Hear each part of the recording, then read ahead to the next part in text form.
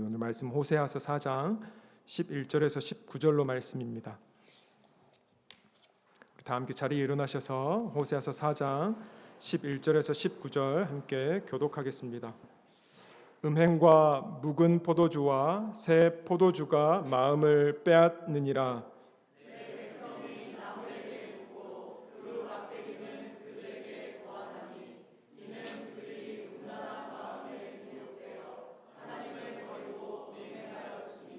그들이 산 꼭대기에서 제사를 드리며 작은 산 위에서 분향하되 참나무와 버드나무와 상수리 나무 아래에서 하니 이는 그 나무 그늘이 좋음이라.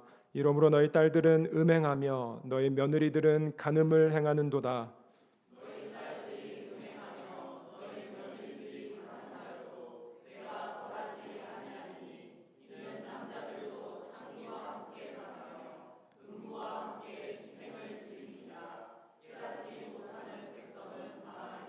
이스라엘아, 너는 음행하여도 유다는 죄를 범하지 못하게 할 것이라. 너희는 길갈로 가지 말며 벳 아웬으로 올라가지 말며 여호와의 사심을 두고 맹세하지 말지어다.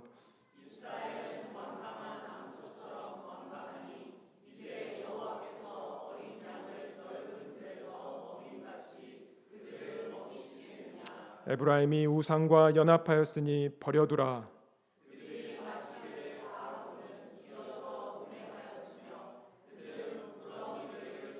함께 읽겠습니다. 바람이 그 날개로 그를 쌌나니 그들이 그 제물로 말미암아 부끄러운 일을 당하리라.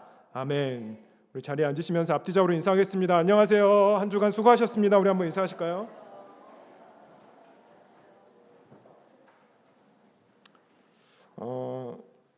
호세아서 그 인트로부터 이 개괄적인 개념으로 오늘 설교를 좀 해볼까 합니다. 그래서 그런 그 호세아 전체적인 주제를 가지고 나아간다라고 여러분들이 이 설교를 들으시면 오늘 좋겠습니다. 주일학교 한 아이가 저한테 와서 신앙이 뭐예요? 이렇게 물어본다면 여러분들은 어떤 대답을 해주시겠습니까? 특별히 아이들이 여러분들한테 도대체 이 신앙이라는 게 뭐냐고 질문을 던지면 여러분들은 어떻게 그 아이에게 설명해 주실래요? 저는 이렇게 대답할 것 같습니다. 신앙은 하나님과 나와의 관계를 얘기하는 것이라고 이렇게 말할 수 있을 저라면 이렇게 대답할 것 같습니다. 자, 하나님과 나와의 관계, 인격적인 관계, 우리가 통상적으로 그렇게 얘기하죠. 그러니까 격과 격 사이의 관계, 이것을 우리가 신앙이라고 얘기할 수 있을 것 같습니다. 그래서 신앙이 좋다라는 것은 하나님과 나와의 격과 격, 이 관계가 굉장히 친밀하다, 깊다, 두텁다, 이런 의미가 될 것 같죠. 하나님께서 출애굽한 이스라엘 백성들을 불기둥과 구름기둥으로 매일매일 순간을 인도해 주셨고, 하나님께서 그들을 만나와 메추라기로 매일매일 먹이셨고, 또 모세의 회막, 그 텐트 오브 미팅, 거기서 하나님께서 이스라엘 백성들을 친히 만나 주셨던 어떤 그 상태가 어쩌면 신앙이 좋다라고 볼 수 있다면, 신앙이 안 좋다, 하나님과 나와의 관계가 별로다, 하나님과의 관계가 출애굽한 이스라엘 백성들이 언제 그랬냐 싶을 정도로 모세가 하나님의 율법을 받기 위해 시내산에 올라가 있는 동안 그 백성들은 아론을 중심으로 황금 송아지를 만들었었던, 관계가 완전히 무너져 버린 그러한 상태. 따라서 우리가 이 신앙을 하나님과의 관계라고 했을 때, 우리가 이 신앙이 없다라는 말은 관계가 끊어졌다 또는 관계가 아예 없다, 이러한 말이 되겠죠. 그러면 여러분, 하나님과 우리와의 관계가 끊어질 수 있을까요? 관계가 끊어지려면 우리가 어떠한 조건이 부합되어야 합니까? 양쪽에서 모두 합의가 돼야 될 것 같습니다. 마치 결혼한 커플이 이혼하는 것 같지요. 나도 이제는 너를 더 이상 보지 않을 거야. 너도 나를 더 이상 보지 않을 거야. 완벽한 합의가 이루어지면, 그러니까 두 대상 간에 완벽한 이 동의가 이루어지면 그 관계는 이제는 없어진다라고 저희들이 볼 수 있죠. 하지만 이 두 관계 중에 어떠한 한 관계라도, 그러니까 어떠한 한 사람이라도 상대방의 이유가 어찌됐든 나는 관계를 계속 유지하고 싶어.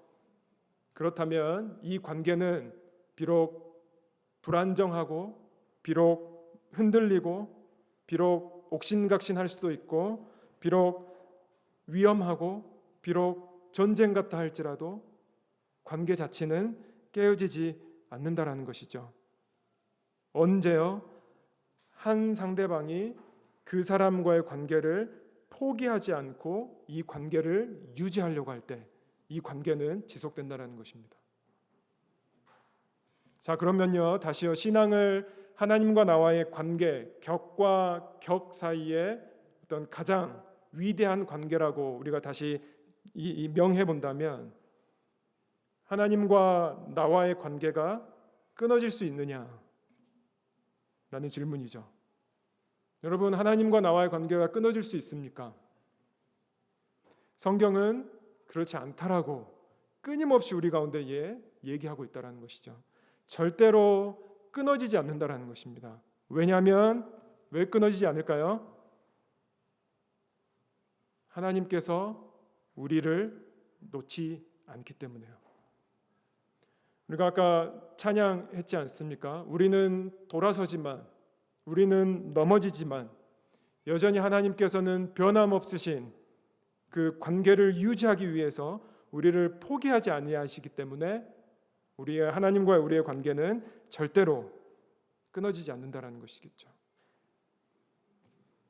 그래서 나의 형편과 나의 처지에 상관없이, 우리의 자격과 우리의 성향과 기질에 상관없이 하나님께서는 스스로 결단하셨습니다. 이 관계를 계속 유지할 거라고. 당신은 포기하지 않겠다고, 타협하지 않겠다고. 그 최종적인 그 증거가 무엇이냐면, 그것이 자신의 아들을 내어주신 예수를 십자가에 못 박히심으로 당신의 우리를 향한 사랑을 100% 확증하셨고, 그 예수 그리스도로 말미암아 나는 너와의 관계를 절대로 끊지 않을 거라고 하나님께서 말씀해 주셨다는 것이죠. 그래서 우리가 보통 구원의 공로를 100% 하나님께 드리는 이유가 여기 있습니다. 우리가 한 것이 없으니까요. 그래서 이런 관계에서 화를 내는 것도 마찬가지입니다. 둘 중에 한 사람이 화를 낸다는 것은 이 관계를 어찌됐든 유지해보고 싶다라는 어떤 그러한 베이시스가 있는 것이죠. 그래서 화를 내는 마음, 그 중심, 그 깊은 관계 안에는, 그 인사이드 안에는 정말 이 관계를 나는 포기하지 않을 거야. 너랑 끝까지 함께 하고 싶어. 이 베이시스가 있는 것이고요. 우리가 그 하나님의 이 화를 내는 것을 우리가 성경에서는 때로는 진노, 때로는 심판, 뭐 이렇게 저희들이 접근할 수 있다라는 것이죠.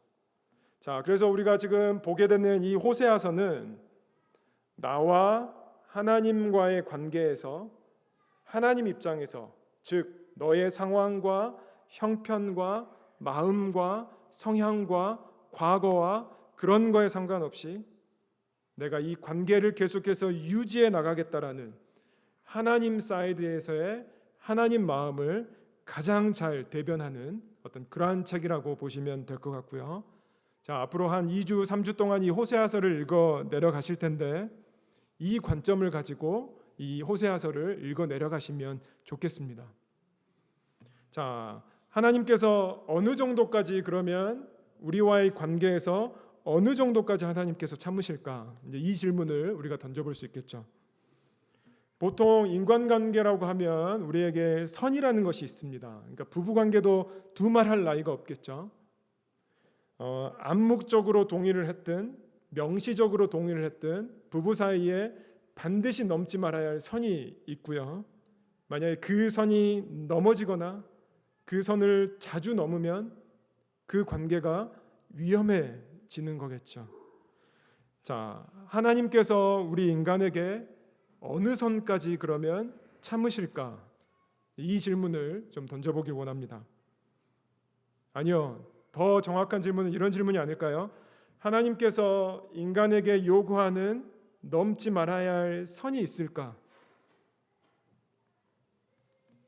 자, 다른 말로 바꿔보면요, 우리 모두가 하나님의 사랑이 얼마나 큰지, 얼마나 깊은지, 얼마나 넓은지 정말 늘 찬송하는, 형용할 수 없다라고 하는 그 하나님의 사랑이, 그게 실질적으로 나의 피부로 이렇게 와닿는 것이, 깨달아지는 것이 중요한데, 그 무한하신, 형용할 수 없는 그 하나님의 사랑을 내가 실제로 경험되기 위해서는 도대체 인간이, 나란 존재가 어느 선까지, 어떤 행위까지 해도 하나님께서 그 관계를 포기하지 아니하시냐, 그 인간의 상태를 보면 우리가 그 하나님의 사랑을 더 크게 알 수 있다는 것이죠.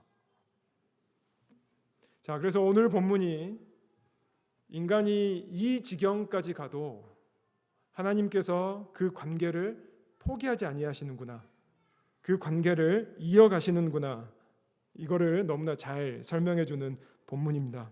보통 이스라엘 백성과 하나님과의 관계를 결혼한 관계로 이렇게 많이 비유하고 있죠.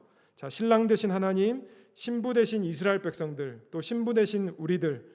자, 말씀드렸지만 하나님께서는 절대로 이혼 안 하십니다. 자, 그 배우자가 어디까지 간다 할지라도, 자, 4장 11절 12절 보시죠. 이렇게 말씀하고 있습니다. 음행과 묵은 포도주와 새 포도주가 마음을 빼앗느니라. 4장 12절 내 백성이 나무에게 묻고 그 막대기는 그들에게 고하나니 이는 그들이 음란한 마음에 미혹되어 하나님을 버리고 음행하였음이니라. 자, 이스라엘 백성들이 하나님을 버리고 음행하였다. 그러니까 더 쉽게 얘기하면 배우자가 바람을 핀 것이겠죠. 그럼에도 불구하고 하나님께서는 이 관계를 포기하지 아니하신다. 다시 우리요 11절 12절 이렇게 보시면 음행이라는 단어 11절에 나와 있죠. 그다음에 포도주라는 단어 쓰이고 있습니다. 또 12절 보시면 나무에게 묻다, 또 미혹되어 하나님을 버렸다. 그러니까 지금 이스라엘 백성들은 단순히 술 취해 가지고 그냥 음행하는 어떤 도덕적인, 어떤 윤리적인 수준의 어떤 이 문제를 거론하는 것이 아니고요. 이것은 제의적인, 그러니까 제사에 쓰이는 용어이죠. 그러니까 신전이고요. 그 앞에서 이스라엘 백성들 뭐 하고 있습니까? 성전 창기들과 성관계를 맺고 있고요. 각종 음란한 짓을 하면서 나무 막대기 앞에서 제사하고 있는 이스라엘 백성들의 모습들. 그 나무가 뭐 바알이 됐든 아세라가 됐든 제3의 피겨가 됐든 나의 인간의 욕망과 욕심이 형상화된 그 나무 앞에 이스라엘 백성들이 제사하며 나아가고 있다라는 것이죠. 그래서 바람을 핀다라는 거겠죠. 여러분, 우리가 한번 생각해 보십시오. 이게 좀 적절할지 모르겠는데 배우자가 이렇게 외도하는 것이 이게 정도와 수준이 있지 않습니까? 그러니까 예를 들어보면 어쩔 수 없이 우연히 실수로 우발적으로 이렇게 된 외도가 있고요. 아니면 더 나아가서 대놓고 의도적으로 고의적으로 단발성이 아니라 계속 지속적인 외도가 있겠죠. 지금 이스라엘 백성들은 이 나무 막대기 앞에서 음행과 포도주라는 이 제의적인 어떤 이 표현들을 통해서 묻어있는 이스라엘 백성들의 패턴이 뭐냐? 고의적이다라는 거겠죠. 실수가 아니라는 것입니다. 우연히 이렇게 되는 것이 아니라 저들은 대놓고 외도하고 있고 의도적으로 하나님을 외도하고 있고 고의적으로 하나님을 외도하고 있고 그냥 템퍼러리 같은 원타임이 아니라 지속적으로 하나님 앞에 외도하고 있는 상태를 보여주는 것이죠.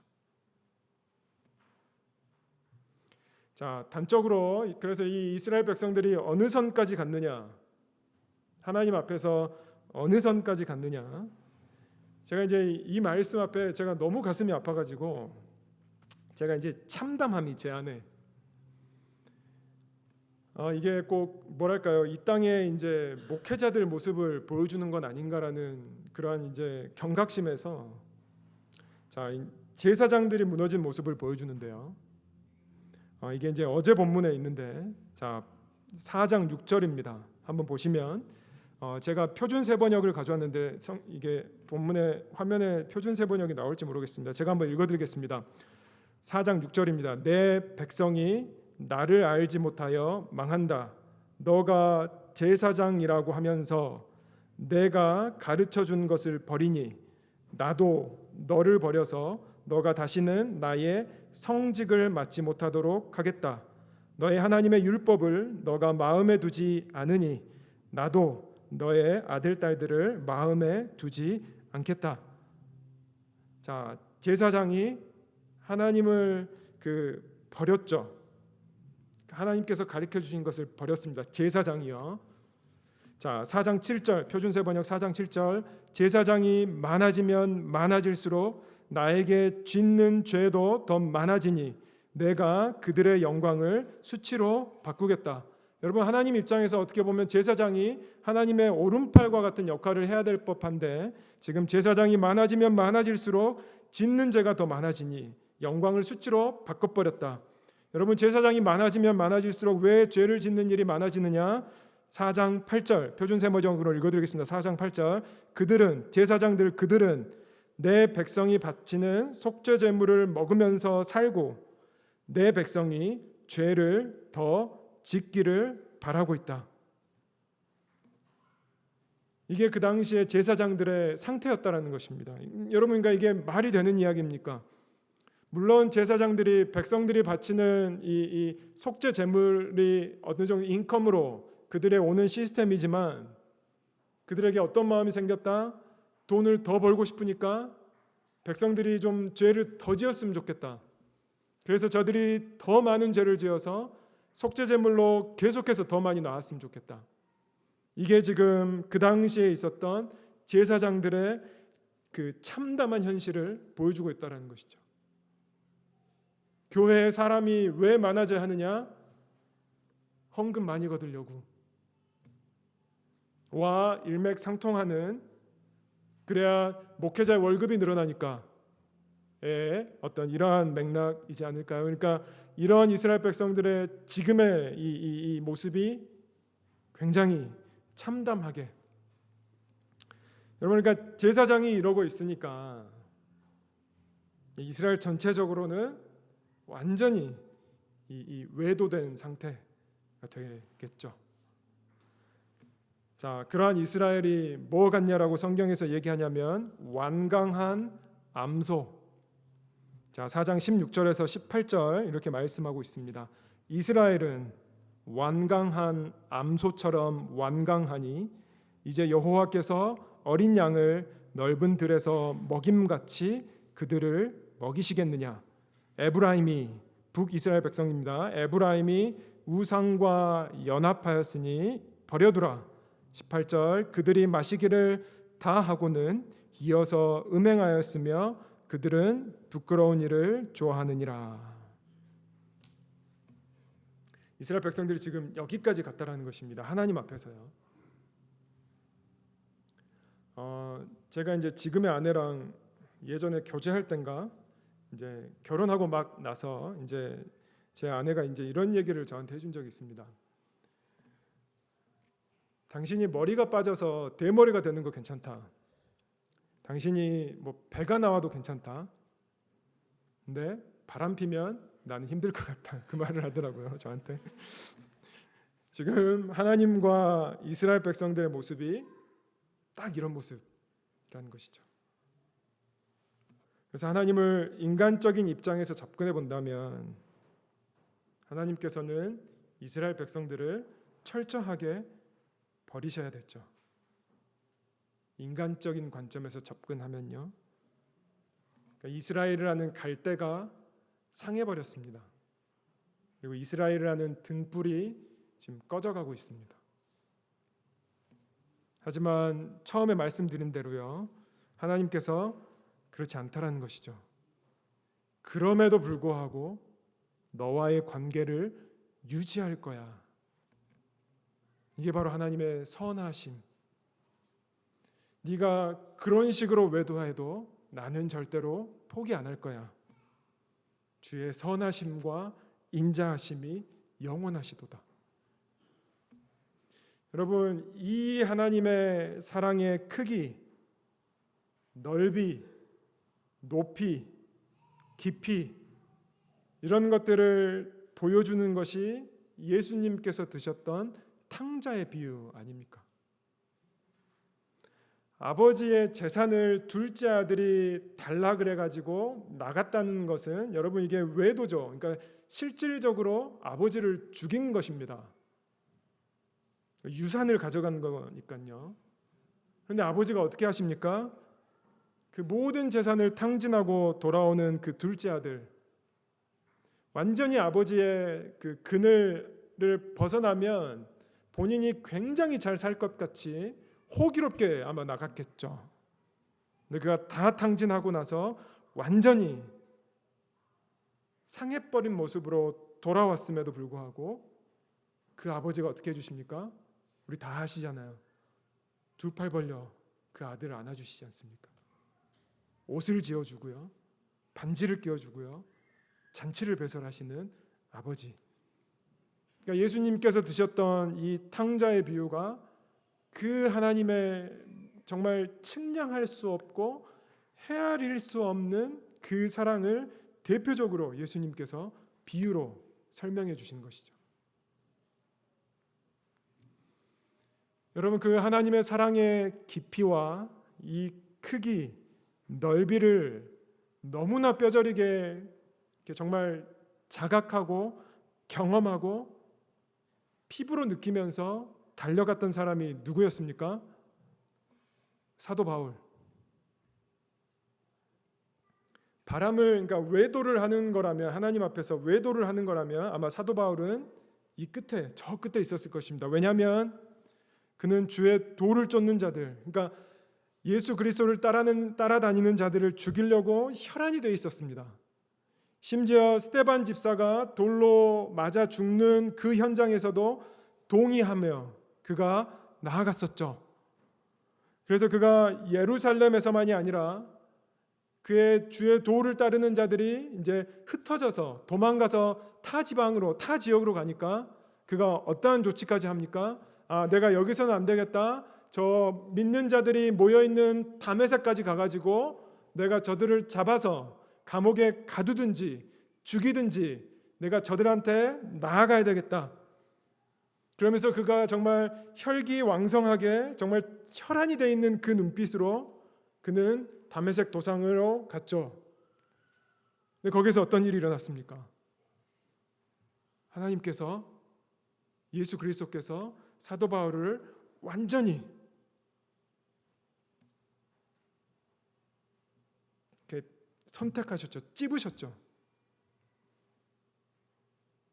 소위 그가 이제 눈이 멀어지고요, 소위 그가 얘기하는 하나님의 사랑과 깊이와 크기와 넓이에 대해서 그가 점점 경험하게 되는 것, 그가 고백한 하나님의 사랑이 로마서에 있습니다. 8장 35절. 누가 우리를 그리스도의 사랑에서 끊으리요? 환난이나 곤고나 박해나 기근이나 적신이나 위험이나 칼이랴. 여러분, 이게 단순히 텍스트적인 어떤 이론적인 사도 바울의 사랑 이야기가 아닙니다. 그는 오감으로 체험했고요, 그의 지, 정, 의가 이 하나님의 형용할 수 없는 사랑을 누렸고 표현한 것이겠죠. 하나님, 제가 그렇게까지 했는데 하나님, 제 과거를 다 아시지 않습니까? 제가 당신의 길을 쫓는 사람들 죽이려고 혈안이 됐었고 제가 도끼를 품고 다메섹으로 가고 있었는데 그 선상에서 나를 참아주셨고 나를 택해 주셨고 어떻게 그런 저를 사용하여 주셔서 당신의 도구로 당신의 자녀로 여기까지 이끌어 주실 수 있습니까?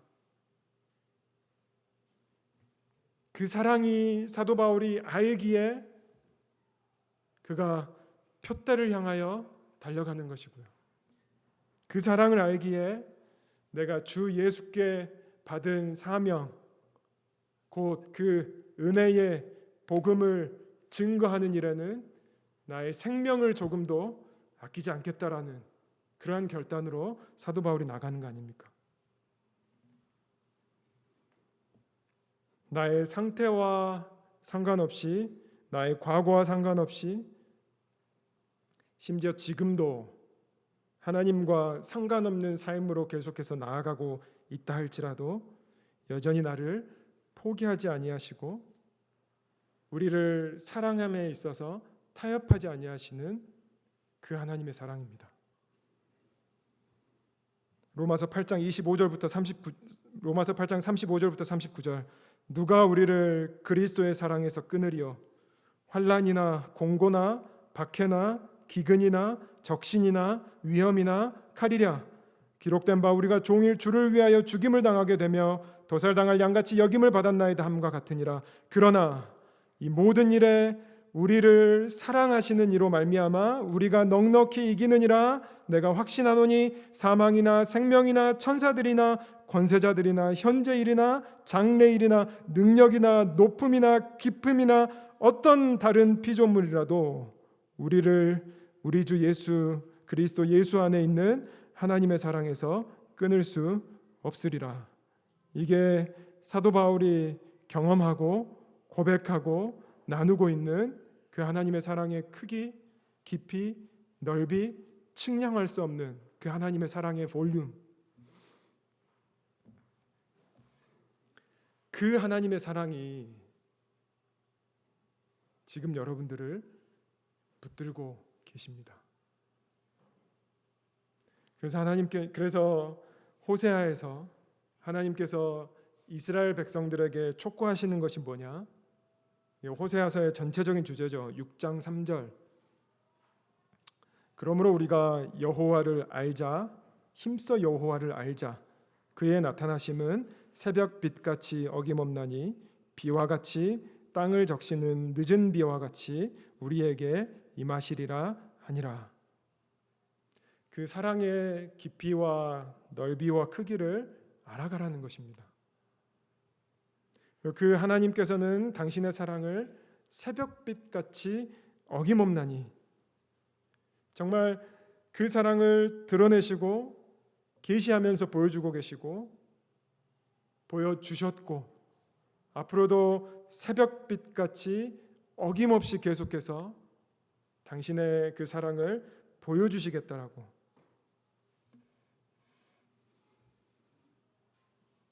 하나님의 이 사랑의 크기와 넓이와 깊이를 여러분 온 몸으로 인정하시고 받아들이시고 그 사랑의 압도적인 이 사랑의 앞에서 우리가 굴복할 때 그의 나타내심은 새벽빛같이 어김없나니 여러분 바로 지금 여러분들 그 사랑을 인정하시고 받아들이시길 원합니다. 제가 어제 이제 청년부 수련회가 다 마쳤죠. 제가 우리 청년들 위해서 기도해주고 싶어서 제가 우리 청년들 저녁 집회 있을 때 제가 잠깐 이제 갔는데요. 설교 후에 이제 기도하는 시간에 우리 그 한다은 전도사님께서 이제 기도인도 이렇게 하시더라고요. 근데 이제 벌써부터 우리 전도사님 이 기도인도 하는 목소리에 이 눈물 반 이미 이렇게 이 한가득 담겨 있는 목소리로 청년들한테 촉구하는 것입니다. 하나님의 사랑이 여기 있다. 그 하나님의 사랑을 받아들여라. 왜 하나님의 사랑이 있는 거 다 알지 않느냐? 지금 마음 문을 열고 우리가 그 압도적인 하나님의 사랑 앞에 우리가 한번 전심으로 한번 반응하면서 나아가지 않을래? 제가 그 간절함으로 여러분들한테 동일하게 도전드립니다. 여러분, 하나님의 사랑이 없지 않습니다. 여전히 새벽빛 같이 하나님의 사랑은 매 순간순간 우리 가운데 있고요. 우리가 그 하나님의 사랑을 얼마나 지금 누리고 있는지, 우리가 그 사랑을 받아들이며 정말 뼛속까지 그 사랑을 우리가 깨달을 때 우리의 사랑이, 그 하나님의 사랑이 우리를 변화시킬 것이고요. 그 하나님의 사랑이 무엇인지, 그 사랑을 누리는 자가 어떠한 삶으로 나아가게 되는지 여러분 경험하시면서 이 사랑을 여러분들이 고백하시면 좋겠습니다.